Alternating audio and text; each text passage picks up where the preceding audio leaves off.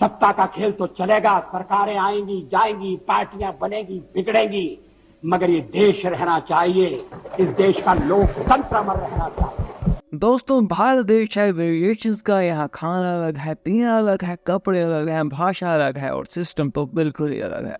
But if you ask any random Indian और simple question that Bharat में इतनी सारी समस्याएं क्यों हैं, तो सभी एक ही स्वर में आपसे कहेंगे कि मिले सुर मेरा तुम्हारा।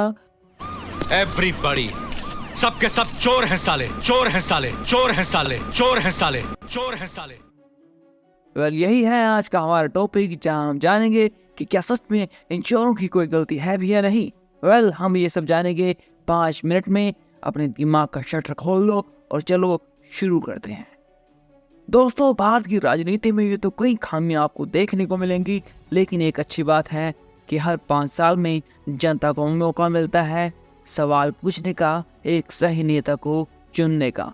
लेकिन हैरान करने वाली बात यह है कि हर 5 साल में घूम फिर कर वही नेता दोबारा सरकार में आ जाते हैं, जबकि सभी का मानना है कि ये सारे के सारे नेता चोर हैं, ये नेता करप्ट हैं।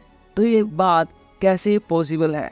क्योंकि भारत के लोगों का ना तो कोई स्क्रू ढीला है, ना ही इन्हें कोई बेवकूफ़ बना सकता है। And according to the WhatsApp university, दुनिया में सबसे तेज दिमाग भारत के लोगों का ही है।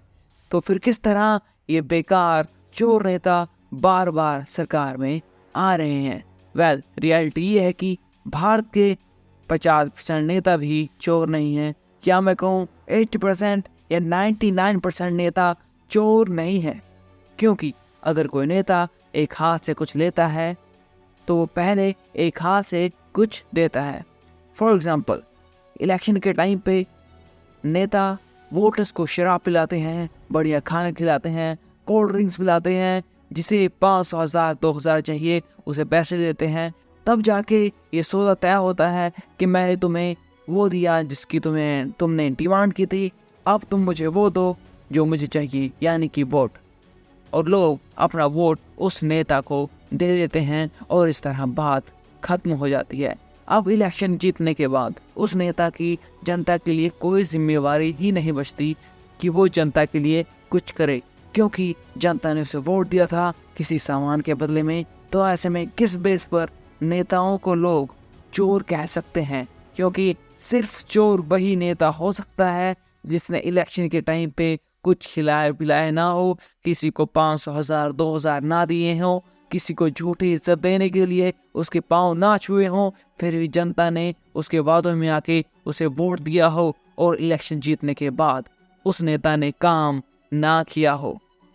लेकिन फन फैक्ट ये है कि भारत की जनता भारत के 95% नेताओं से कुछ न कुछ लेती है, इसलिए कोई नेता चोर है ही नहीं।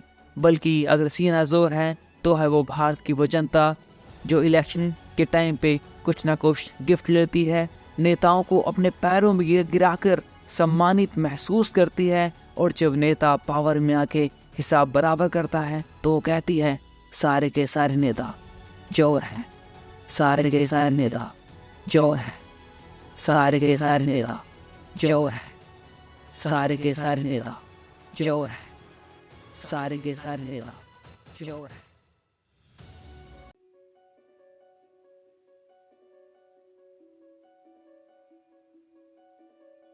दोस्तों, आज है हम साल 2024 में, और भारत में जो सरकार है वो भारत को आगे लेके जाने के लिए हर रोज नए नए अच्छे काम कर रही है।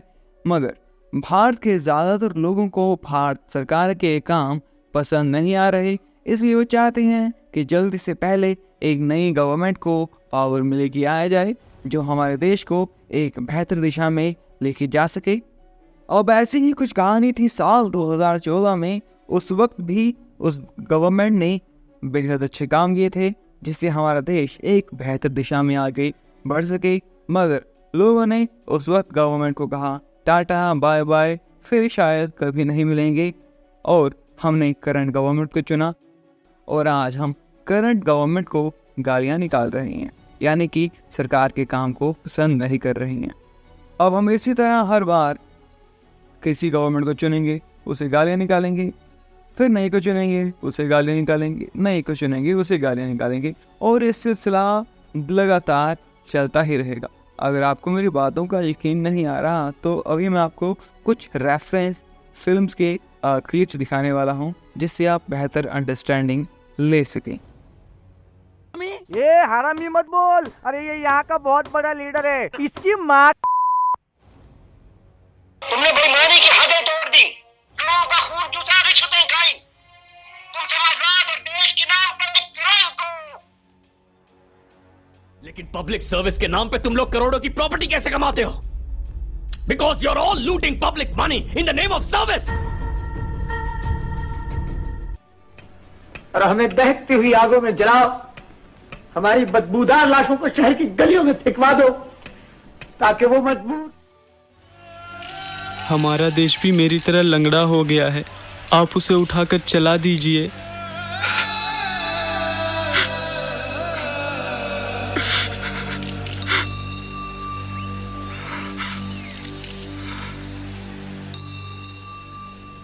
जैसा कि आपने पुराने वक्त की इस वीडियोस में देखा कि उस वक्त के लोग भी सरकार को गालियां ही निकाल रहे थे। सो टेक्निकली भारत की राजनीति में हमेशा से ही ऐसा रहा है कि लोग सरकार से नाखुश रहे हैं। कभी भी अच्छे नेता अच्छे काम नहीं कर पाए हैं तो बुरों से तो उम्मीद ही क्या रखना। सो ऐसे में ऑप्शन दो ही बचते हैं कि जैसा चल रहा है वैसा चलने दें, या फिर द सीक्रेट स्पाई नेटवर्क में हम मिल के कुछ ऐसी चीज़ों के बारे में डिस्कशन करें जिससे एज ए नेशन हम इजीली आगे बढ़ पाएँ, ताकि हर बार हमें नेताओं को गाली ना निकालनी पड़े, ताकि हर बार हमें कोई नया नेता ना चुनना पड़े, ताकि हर बार हमें दोबारा ही नेता ना चुनना पड़े और नई गवर्नमेंट आके हमारे साथ ऐसी तैसी ना करें। सो इस बारे में हमें बात अभी करनी पड़ेगी ताकि हमारे चुने हुए सही नेता सच में सही काम कर पाएँ और एज ए नेशन हम सच में ग्रो करने वाले। सो ये डिस्कशन हमें अभी से शुरू करनी पड़ेगी। सो आप देख रहे हैं द सीक्रेट स्पाई, तो चलिए शुरू करते हैं मिलके हमारा ये भारत का सफ़र। देश आज संकटों से घिरा है और ये संकट हमने पैदा नहीं किए,